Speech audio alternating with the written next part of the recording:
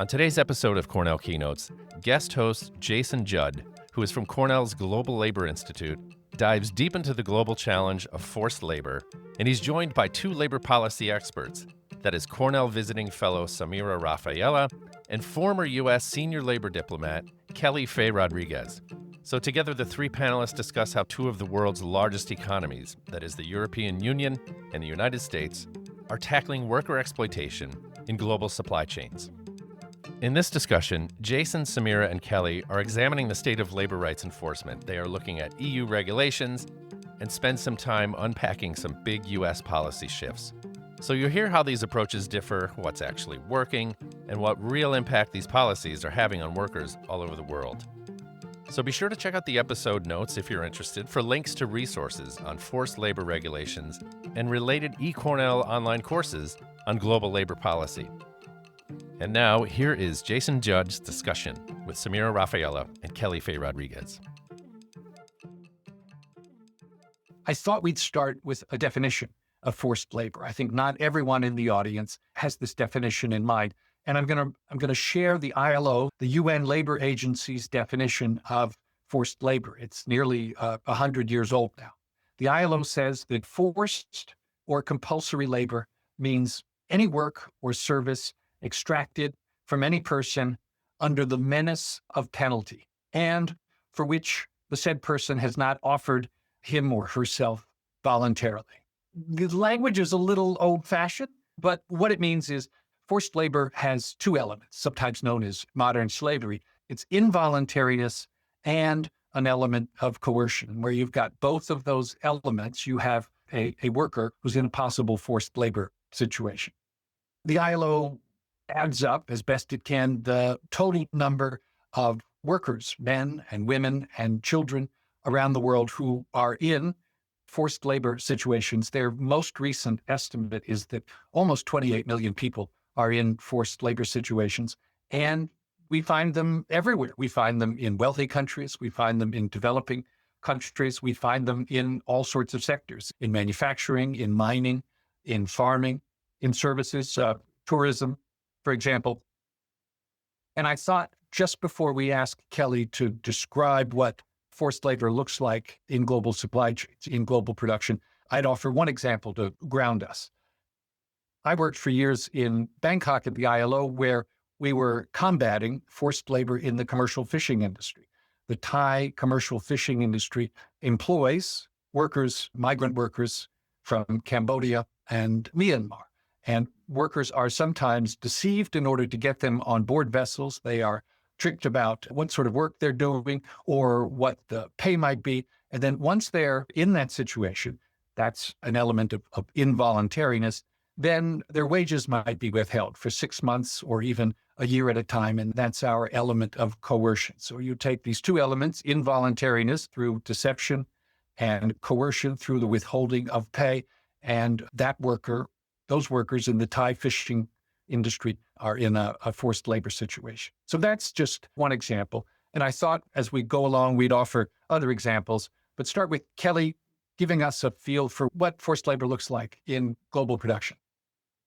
Sure. Thanks so much, Jason. Really, really excited to be able to talk with you and Samira, of course, about this really important issue. And certainly one for the global labor movement, but really also one that affects our economy, that of course touches on human rights and really touches on the world, because the products that we buy are made under labor conditions. When they're made by forced labor, we all care about how it impacts us. So thinking about production and the way forced labor shows up in the global economy, I'd like to just reiterate Jason's point about 28 million people, including children, that are subjected to forced labor. Now, that stat, the ILO does rigorous studies to try to estimate, but it is very difficult to capture that kind of information. And what they've been able to track, 63% is in the private economy. So there's state enforced labor. There's also private sector forced labor.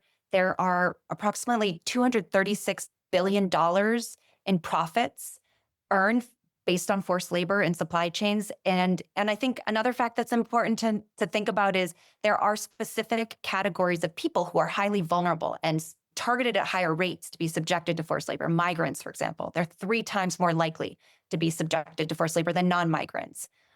And as Jason pointed out, it's not just in the global South, right? Like we see it here in the US, we see it in Europe, we see it in developed and developing countries alike. In the US, we've seen cases, horrific cases of human trafficking, domestic workers being subjected, migrant workers, of course. And one case that a lot of folks in the US might be aware of, our former Secretary of Labor, Julie Su, actually started her career on a forced labor case in Los Angeles. And it was garment workers who were being held by their employer, unable to leave the facility.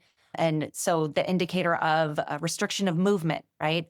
Documents being withheld. Those are all common factors that we see. That was a case that Julie Su worked on as a lawyer and was able to get compensation for those workers and bring them some semblance of justice, right? And so for those of us in the labor advocacy space, we're always looking for tools to try to compensate victims and to try to deter these practices from happening. But what we've seen in recent years, again, looking at the ILO numbers, there's been an increase in forced labor in recent years, despite really robust efforts by governments and stakeholders to try to minimize or reduce or mitigate it.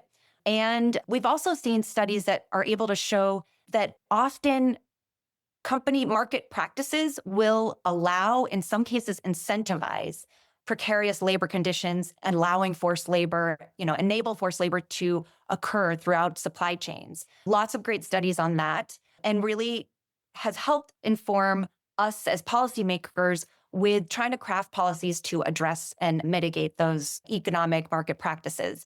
One thing we've also seen, particularly evident where there's been state-enforced forced labor, is that corporate social responsibility programs, auditing programs, many of them are unable to detect forced labor. Part of it is how hard it is to be able to access workers and gather the information that you need about wages and labor conditions.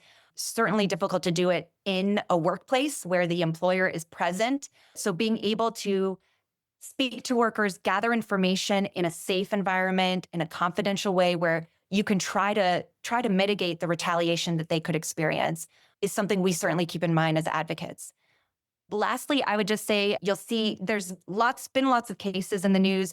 Just this last week, one case where we had been tracking labor conditions of coffee workers in Brazil, Afro-Brazilian coffee plantation workers.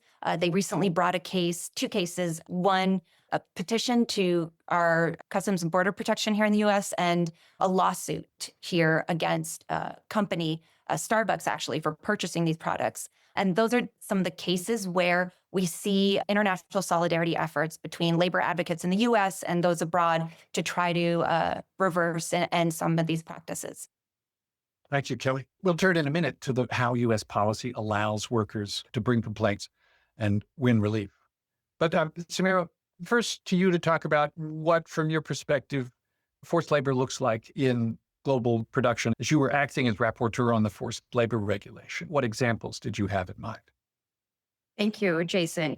Yes, I've been active from the European perspective on the topic of forced labor. So as the rapporteur on the EU forced labor regulation. And what has been very important for the European Union is to say promoting human rights is a priority and showing that trade and the way we do business can actually help for human rights. When we speak about the topic of forced labor, we speak about very serious violations of human rights. And in the essence, this is about solving that issue and making sure that people's fundamental rights are protected. So we have so many examples from different industries and sectors on how forced labor looks like. I think one of the most concrete and most famous examples is, of course, the situation of Uyghur people in China. The Uyghur people being captured in camps and being forced into work. And they are producing all kinds of products that we are making use of on a daily basis. Think, for example, on solar panels. Also think about the clothes that we are wearing. And it's being sold for a relatively low price. And at the same time, these people do not earn anything. I mean, they don't have their freedom. They can't move in freedom. And this is a situation that has really touched me also back then as a lawmaker. So I had the opportunity to speak to people, to speak to family members of Uyghur people who work in these camps and people who do not know where their family members are. And at the same time, terrible testimonies about the working conditions and the extreme violations of Uyghur people. I think that is one of the most concrete examples that we now have. And it is very important that the European Union, but also other countries are specifically going to target these kind of geographic areas where we also find the specific situation element of state-imposed forced labor. But another good example is, for example, cotton. I mean, we all have it in our clothes. We all have it in the stuff that we use at home. Also, when it comes to the cotton industry in Turkmenistan, for example, this is a really extreme example. So where people are being forced into working on cotton, and also child labor is a big issue here, a big problem identified as such. When it comes to long working hours and people do not earn a lot, actually, sometimes not at all. And also here, the role of the government is very serious. Also here, you see that the government is actually playing into that and it's actually not helping protecting fundamental rights of people. So I'm giving two examples of countries, of regions, of people that are involved in forced labor and how we are basically globally also facilitating that by not demanding reform. And this is exactly where the new EU forced labor regulation needs to play a role, but where we also need to have a global approach to the global supply chain, as in making sure that we ban forced labor and exploitation from global supply chains. Thank you, Samira. So, Kelly, back to you. Could you talk a little bit about, tell us what are the elements of the U.S. government's policy, or at least in your time at the State Department in the Biden administration? What were the key elements of the policy? And tell us a little bit about where it came from, because over the last 10 years, attention to forced labor has grown enormously. I mean, 20 years ago, it was relatively little known. So tell us sort of where did it come from and what are the important pieces of it in U.S. policy? Sure. So under the Biden administration, we really had an unprecedented whole of government approach to addressing forced labor, to utilizing the laws available to try to end it, to report the cases where we found it. And we relied on various agencies. State Department had a role, of course. We had our ambassador for trafficking to combat human trafficking and her office. And they did a lot of documentation, reporting, annual reporting on those efforts. My office, International Labor Affairs Office, did a range of work to promote labor rights, and it, of course, included forced labor efforts.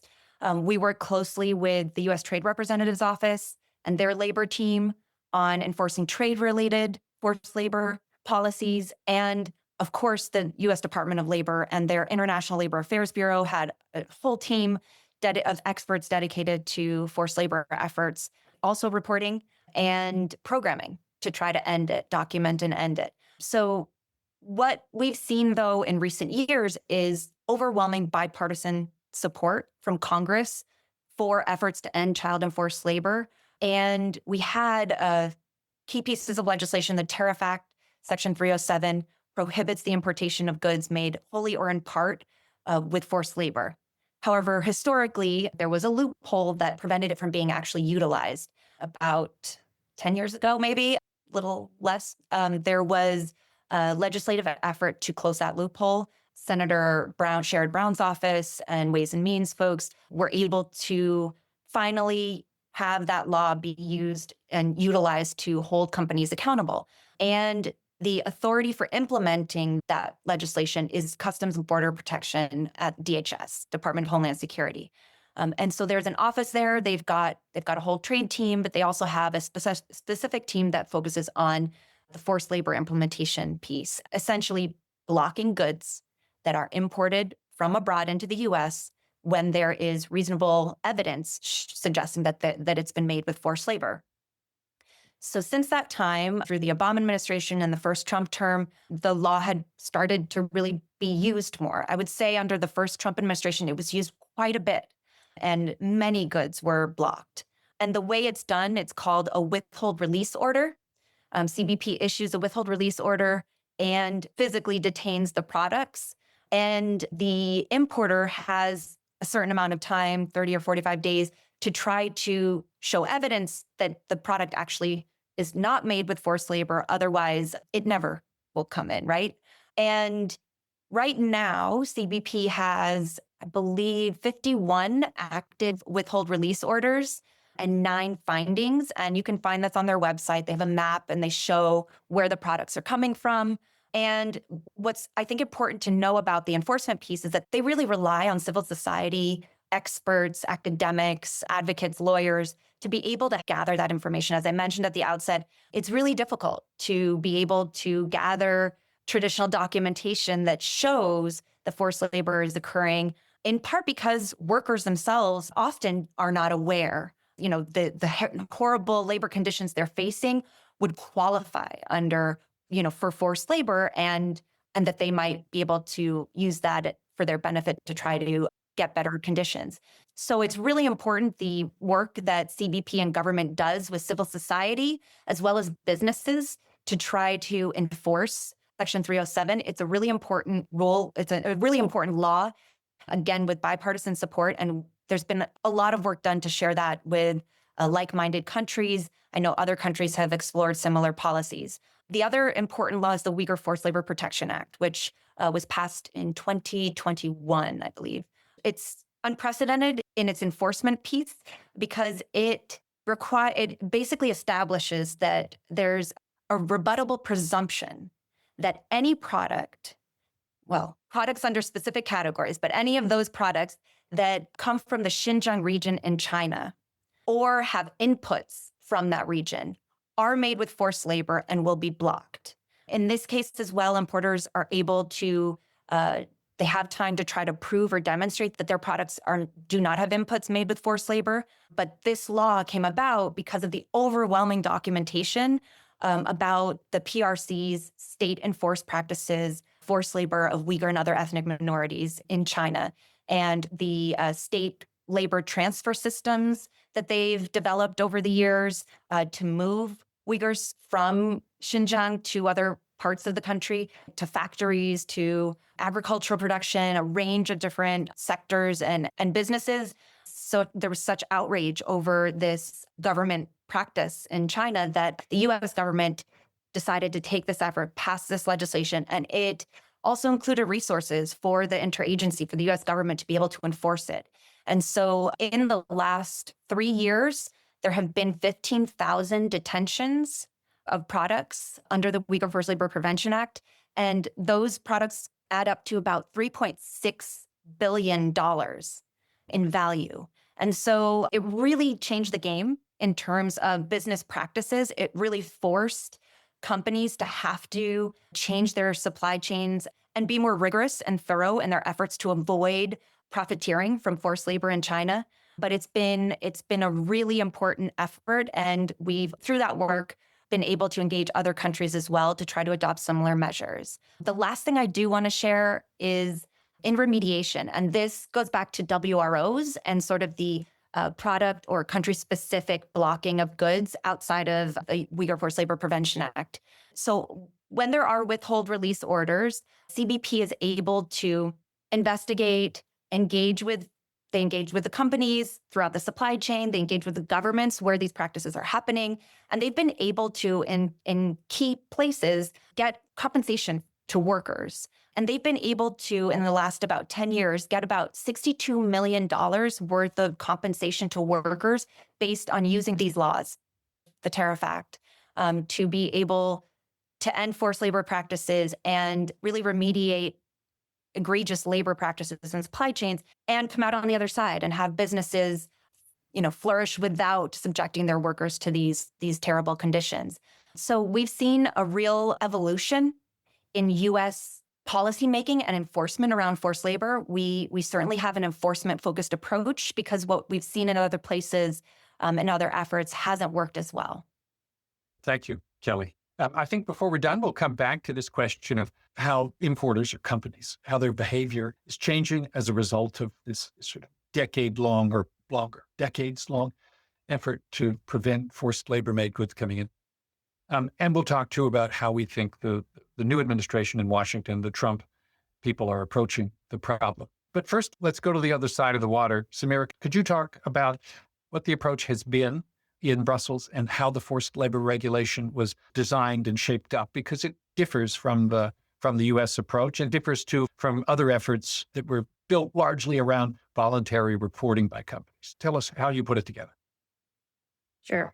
I think it is important to start a little bit with historical context. So, as many people might know, we have also introduced in the European Union the so-called Corporate Sustainability Due Diligence Directive, also known as CSDDD. And that is, of course, about new standards, about new rules, because we would like to change the behavior and we would like to change the incentives for companies and making sure that they make use of ethical and responsible business conduct. So the CSDDD was definitely an important momentum for also a group in the European Parliament, but also for the civil society organizations to say, well, this is the time to introduce a specific instrument that will tackle the problem of forced labor. And I was also part of that group in the European Parliament that was really in favor of having a separate instrument to specifically solve the issue of forced labor, because only doing that under the Corporate Sustainability Due Diligence Directive, would I say, is not enough. It's definitely a good start, but we definitely need a specific approach to focus on these human rights violations. And like I said in the beginning, this is definitely part of the European Union changing its own behavior when it comes to business conduct, when it comes to the behavior of businesses and how we do trade and how we would like to do trade. So we would like to prove that trade agreements, economic relations can actually work for people. And it's also about being a credible partner, a partner that you can rely on, not only in the economic sense, but also in the sense of human rights and even climate change. So the forced labor regulation was introduced as a specific new instrument to deal with the issue of forced labor and exploitation. And there was, I believe, a very good choice of the European Commission to come forward with that proposal. So it is a product-based approach. So yes, it targets specifically a product and it's a risk-based approach, and I'll come to that.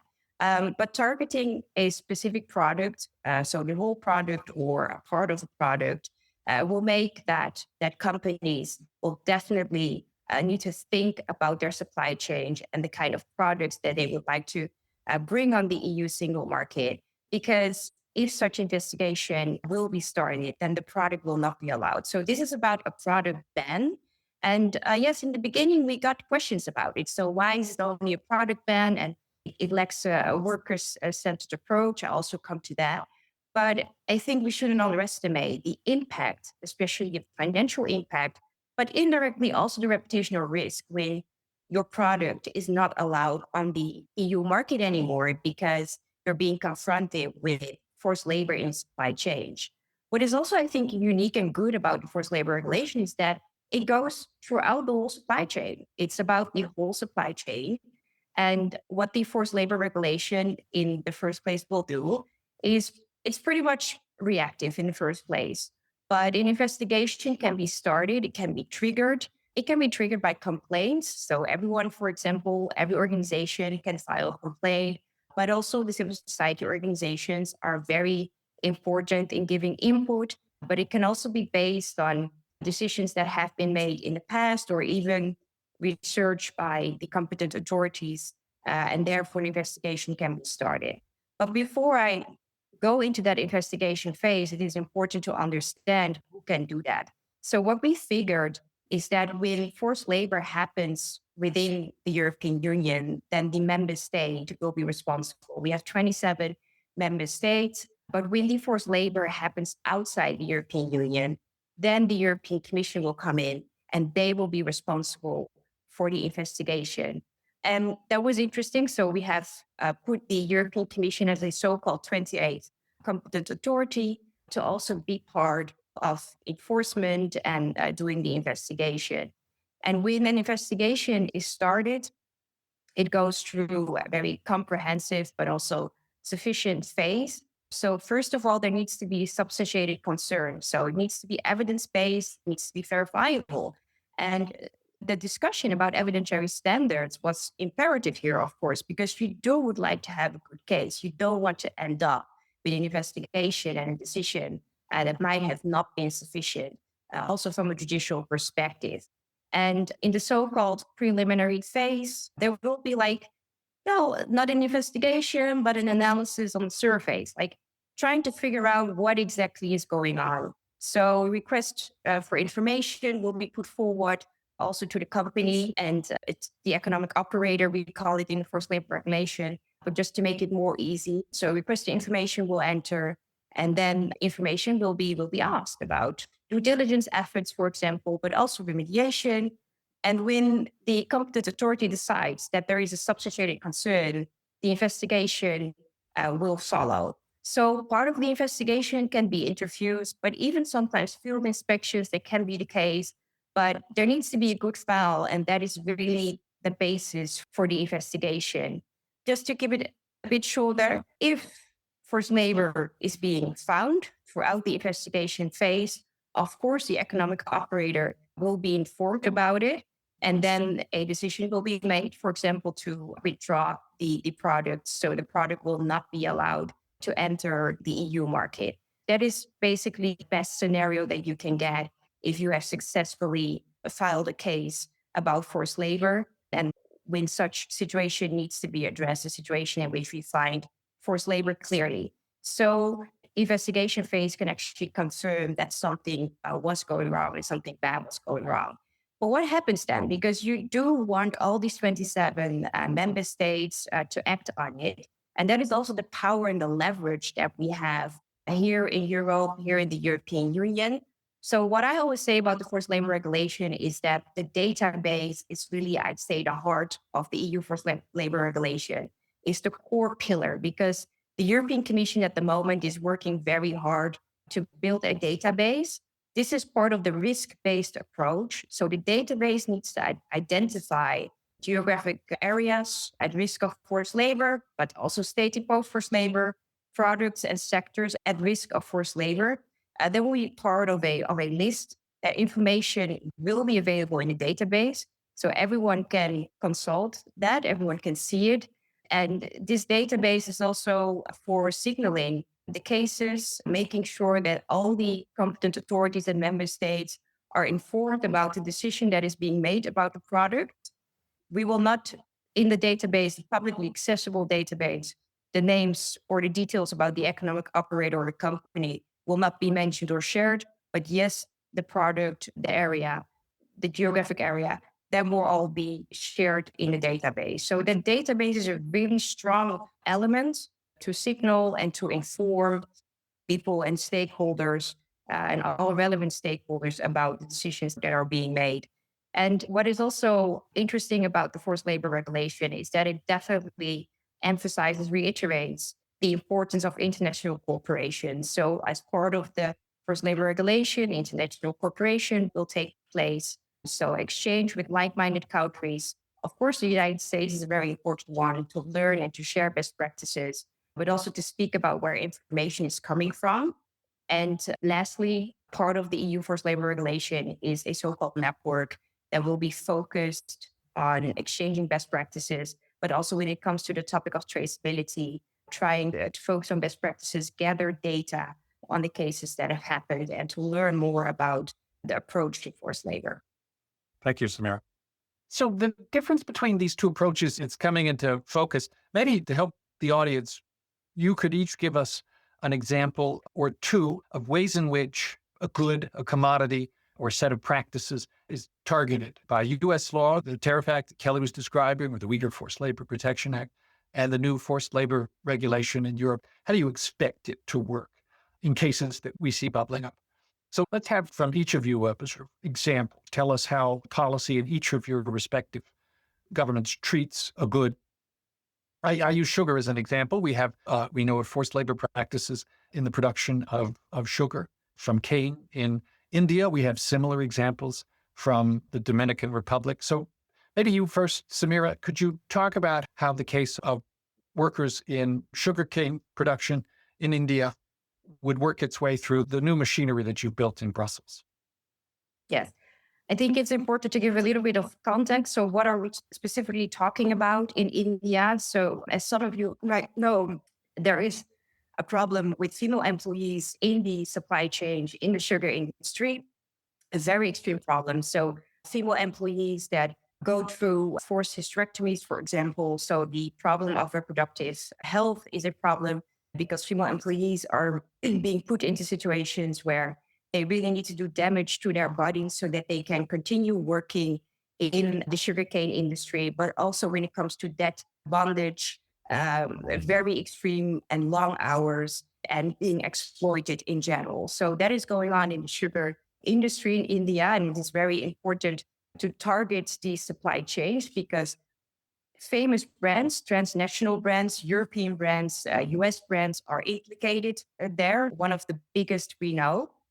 And it is interesting to see, I think you see that from both approaches, but also here with the EU forced labor regulation, is that products that are made with such ingredients like sugar or materials, they can be targets. So when an investigation is triggered, when a complaint will be put forward about a specific product, let's say this specific sugar, then this can definitely trigger an investigation, and then the competent authority will need to look into that. So my ideal situation would be that for the future, these cases are definitely being brought to the competent authority to look into that, because it can definitely incentivize these brands to reform the supply chain and make sure that they have good and responsible business conduct, that they invest in the local communities, that they invest in this case in the female employees, and making sure that the situation and the conditions that they work with are ethical and are responsible. So in a way, the forced labor regulation can definitely hold these brands accountable when such complaint will be received. And like I said, the strong thing about it is that the forced labor regulation can target like a whole product or part of that product. And I think in this specific case, it will mainly be about the products that are partly being made with that sugar. And I think that gives hope. And that's also the feedback that we get from the workers' groups and people that we work with, Jason, and speak with at the Global Labor Institute, that the EU forced labor regulation can really tap into that and target that. So when we talk about sugar, we're talking about lead firms or buyers in the US or Europe, companies like Coca-Cola, Pepsi, Mondelez, Nestle. They're all buying sugar all around the world. So their obligation now under the forced labor regulation is to look out for instances of forced labor along their supply chain. Kelly, how about an example from the DR? Tell us how the US government has treated this. We've got 8, 9, 10 years of experience with it. Yes. So there has been complaints and reports of forced labor of Haitian sugarcane cutters in the Dominican Republic for many years, particularly against Central Romana, which was the major exporter of sugar from the Dominican Republic to the US. Their sugar comes in through Domino in Maryland, I believe, in Baltimore. And when I worked on the Hill in 2022, I joined a congressional delegation to go respond to some public reporting that had come out, sort of reviving, updating reports about wage issues, payment issues for these workers, housing concerns, lack of water and electricity. And actually, there had been a CAFTA-DR, the trade agreement that the U.S. has with several Central American countries and the Dominican Republic. There had been a complaint filed back in 2011. And from 2011 until about 2022, 21, 22, the Department of Labor had been working with the Dominican government, had programs to try to support strengthening inspection and trying to address issues in that sector in particular. Well, in 2022, Washington Post came out with, 2021, Washington Post came out with this investigative report revealing pretty egregious conditions for Haitian migrant workers in DR in Central Romana fields, in Bates, which is where they live in the Dominican Republic, the areas where they live. And shortly after, CBP was issued a withhold release order, blocking the importation of goods of sugar from Central Romana in the Dominican Republic.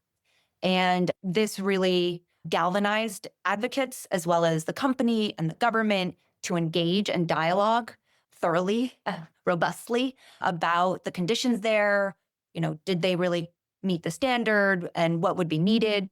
The company took steps. I know that CBP and Department of Labor engaged closely with them. I, during my last role, went to visit a year ago and met with advocates and with the company. And I think there was hope that there would be meaningful progress towards engaging some of the advocacy groups in the Dominican Republic that work with Haitian migrants.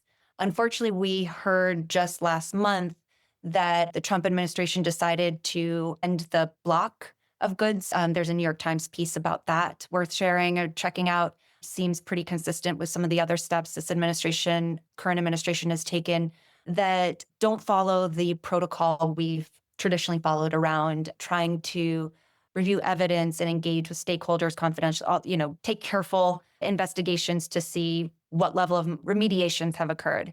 There are still reports that workers are facing threats and harassment, and that there could certainly be more done to protect the rights of Haitian migrants in the Dominican Republic at this time. So I think what's important to note about that case is during the time the WRO was issued, it really did create space for advocates in the US and the Dominican Republic, including unions and labor rights advocates, to engage honestly and try to really get at the crux of the issue. There is unfortunately discrimination that exists, a long history of it, and towards Haitian migrants in the Dominican Republic. And so that really makes it a challenging issue.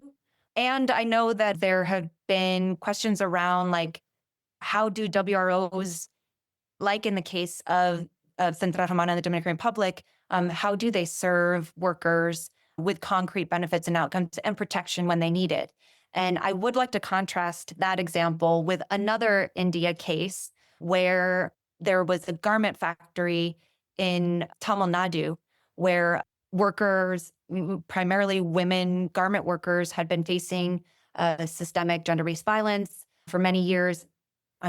A tragic case of one woman worker who was killed by her supervisor also galvanized kind of global advocacy around that facility and forced advocates, labor organizations, and the company and brands to come together, so throughout the supply chain, and come up with an agreement, a binding agreement, a protocol, you could say, for how they would remedy, address, and prevent violations of labor rights of workers, in this case, also gender-based violence in that workplace. It's known as the Dindigul Agreement.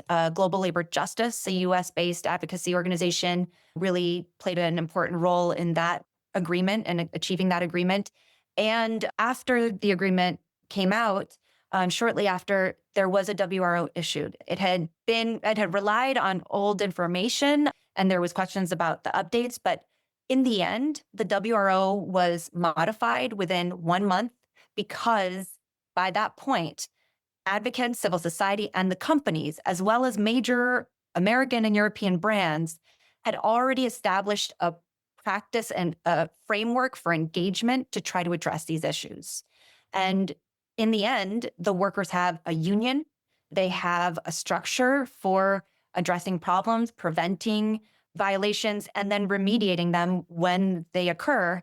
And there's just been really incredible benefits from the workers. I've had the benefit to hear directly from them.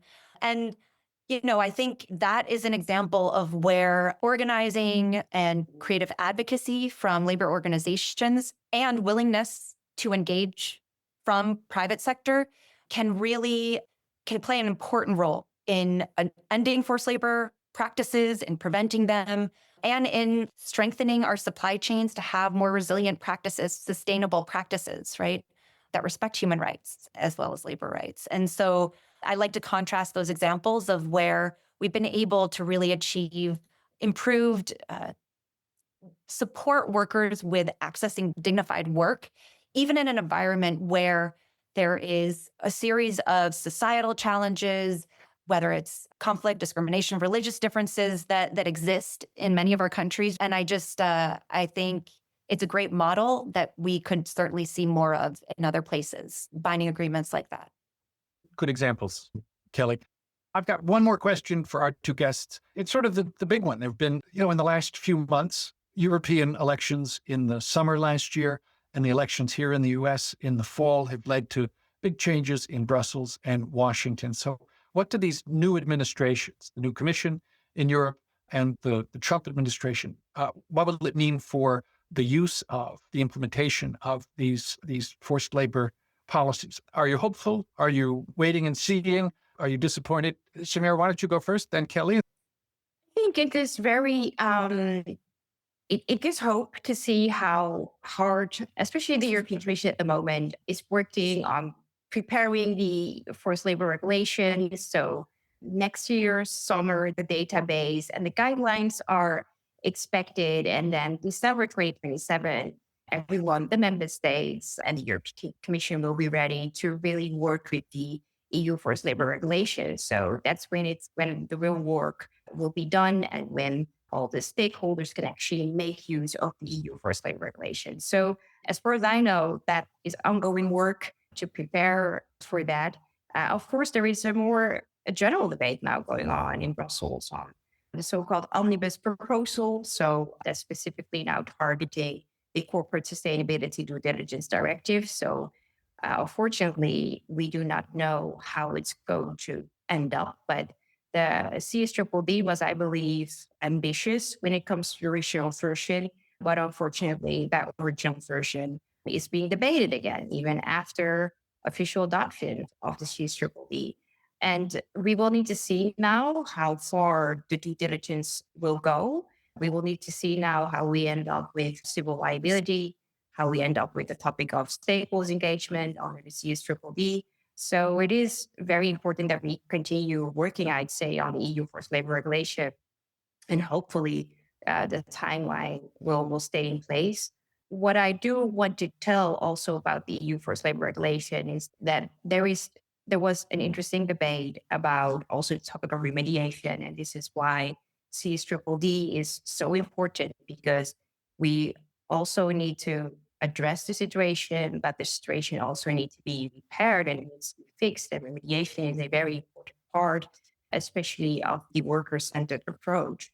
So what is also important, I'd say, in light of now the omnibus debate, is that the EU forced labor regulation really continues, because indirectly it will help workers on the ground. In the first place, it will incentivize companies to change the supply, to reform the supply chain.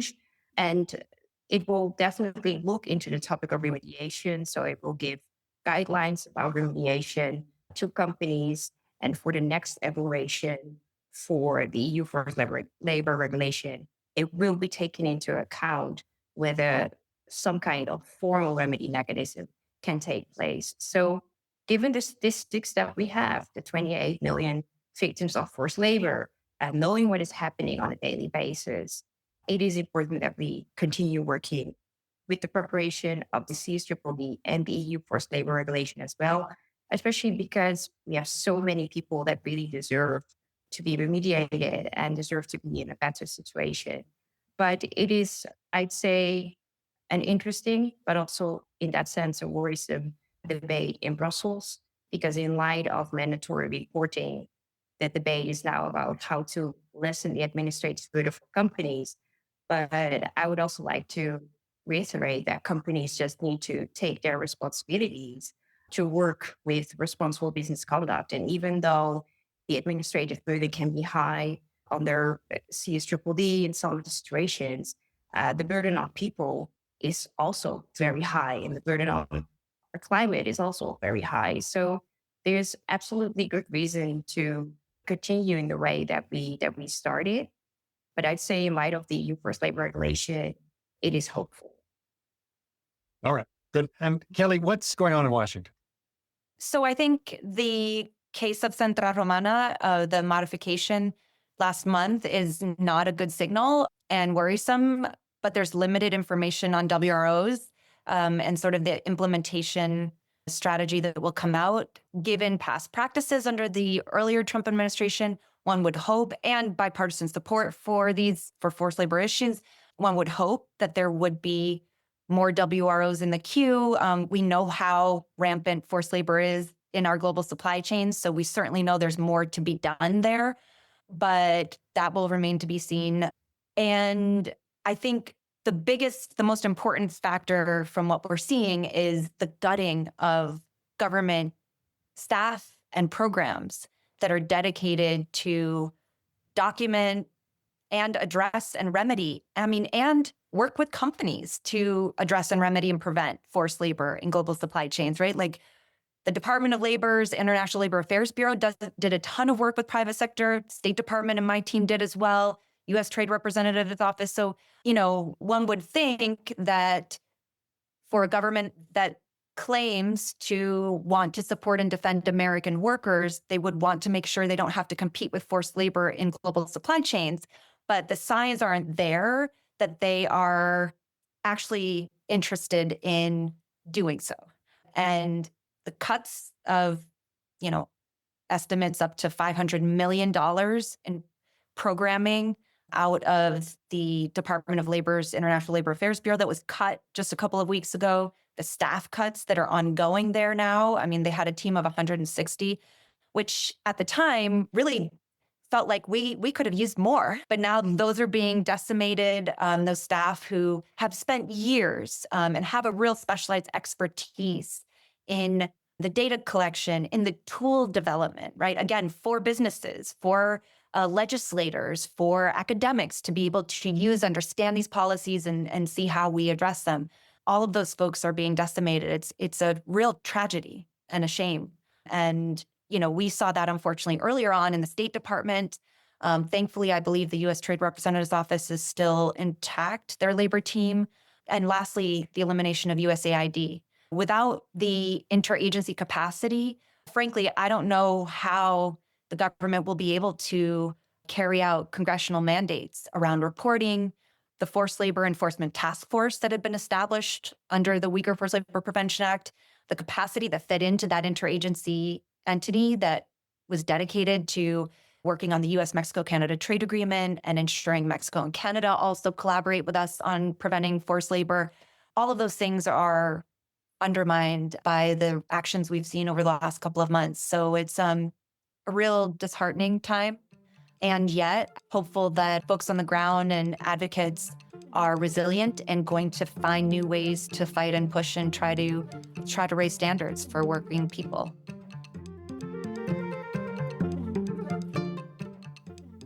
I want to thank you for listening to Cornell Keynotes. Please, if you're interested, check out the episode notes for more information on eCornell's online programs in international labor relations and supply chain sustainability. And for additional insights on global labor policy and worker rights, you should probably visit the Global Labor Institute at Cornell's ILR School website. Lots of resources there to learn more about this. So I want to thank you for listening, friends, and please subscribe to stay in touch.